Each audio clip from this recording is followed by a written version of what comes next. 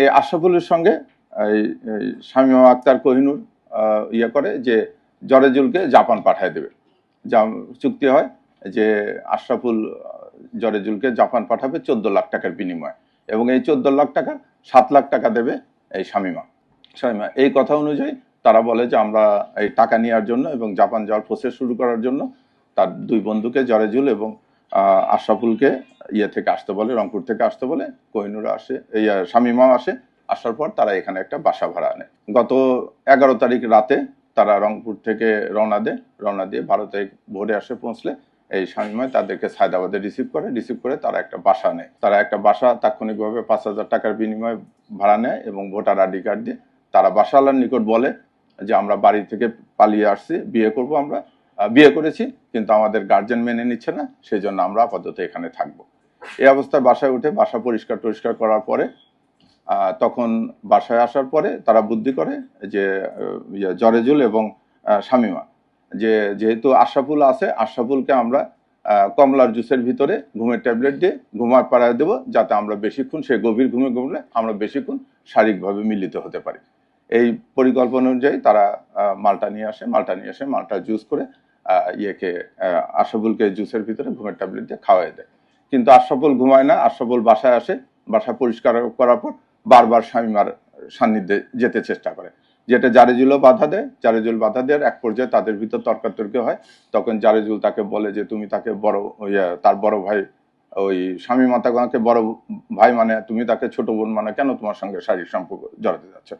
আশরাফুলও আবার বলে যে না, আমাদের সঙ্গে ঘনিষ্ঠ সম্পর্ক আছে। তারা এরকম তর্কাতর্কি এক পর্যায়ে জারেজুল অভিমান করে বাসা থেকে বের হয়ে যায় আশরাফুল এবং শামীমাকে রেখে। জারেজুল যাওয়ার সময় আশরাফুল এবং জারেজুলের দুইজনেরই মোবাইল প্রায় দেখতে একই রকম।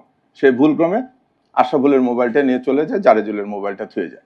সেই অবস্থায় যে ঘন্টাখানিক খোঁজা করার পরে সে সিদ্ধান্ত নেয় যে বাড়িতে চলে যাবে। সে ফোন করতে যেয়ে দেখে যে ফোনটা হচ্ছে আশরাফুলের। আবার সে ফোন নিয়ে আসার জন্য যখন বাসায় ঢুকলে তখন শামীমা বলে যে আশরাফুল ঘুমায় পড়ছে, তুমি আসো ভিতরে।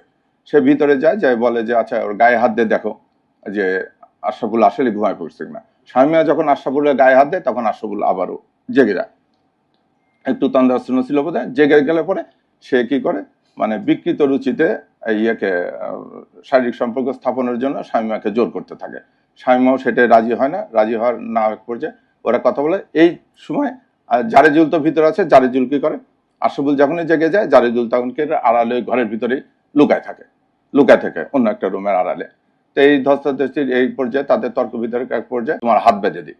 তখন কি করে, কাপড় টাঙ্গানো একটা রশি ছিল, ওই রশি দিয়ে শামীমা কি করে আশরাফুলের হাতটা বেঁধে দিয়ে তারপরে যখন শারীরিক সম্পর্ক যেতে ধরে তখন মেয়েটা শামীমা একটু চিৎকার চেঁচামেচি করলে জারেজুল ভিতর থেকে চলে আসে, এসে গলা মানে জাপটায় ধরে আশরাফুলকে। যখন জাপটায় ধরে তখন আশরাফুল আবার একটু শারীরিকভাবে তখন আশরাফুল একটু ছোটাছুটির চেষ্টা করে। ওখানে একটা হাতুড়ি ছিল, জারেজুল হাতুড়ি দিয়ে আশরাফুলের হাঁটুতে বাড়ি দেয়। সে হাতুড়ি আমরা উদ্ধার করেছি।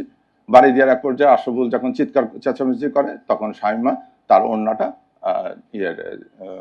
আশরাফুলের মুখের ভিতরে দিয়ে কস্টেপ দিয়ে মুখটা পেঁচায় দিয়ে ওরা ওই অবস্থা রাখে।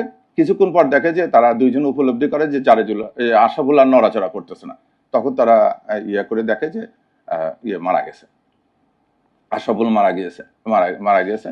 তারা ওই অবস্থায় লাশটা নিয়ে বসে থাকে, চিন্তা করে যে কি করবে, নানান ফন্দি ফিকির করে। পরের দিন সকালবেলা ওরা বুদ্ধি করে বাইরে যায় তারা চাল ভর্তি ড্রাম এবং অন্যান্য জিনিসপাতি কিনে নিয়ে আসে, কস্টেপ এগুলো কিনে নিয়ে আসে জারেজুলের কথা মতো যে সে নিজে হাতে মেজের ভিতরে ওই লাশটা টুকরা করে ড্রামের ভিতরে পলিথিন দিয়ে মুখে উঠায় তার উপর চাল দিয়ে তারা আনুমানিক 2টের দিকে একটা সিএনজি করে ওই ড্রাম ভর্তি নিয়ে ঢাকার দুনিয়া থেকে ঢাকার দিকে চলে এসে হাইকোর্টের সামনে ফুটপাতে সিএনজিটা দাঁড় করে ড্রাম 2টা নেমে সিএনজিকে বিদায় করে দিয়ে সিএনজি চলে গেল পরে তারা ড্রাম 2টা ওখানে রেখে তারাও ওখান থেকে রিক্সা যোগে সায়দাবাদ যায়। সায়দাবাদ থেকে মেয়ে কুমিল্লার দিকে চলে যায়। আর জারেজুল যাওয়ার জন্য রংপুরে যাওয়ার জন্য বাসে টিকিট কাটে। এই বাই দিস টাইমে জারেজুল মানে থেকেই নিজের আত্মোপলব্ধি থেকে এই ঘটনাটি তার ছেলেকে বর্ণনা করে। তখন ছেলে বলে যে না বাবা, তুমি এসো না, তুমি বরং অন্য জায়গায় পালিয়ে থাকো, ওই মেয়েকে নাও, মেয়ের সঙ্গে করে দুইজনে একসঙ্গে থানায় যে তোমরা হাজির হয়ে থানাতে এটা বলে দাও, তোমাদের সত্য ঘটনা বলো বলো।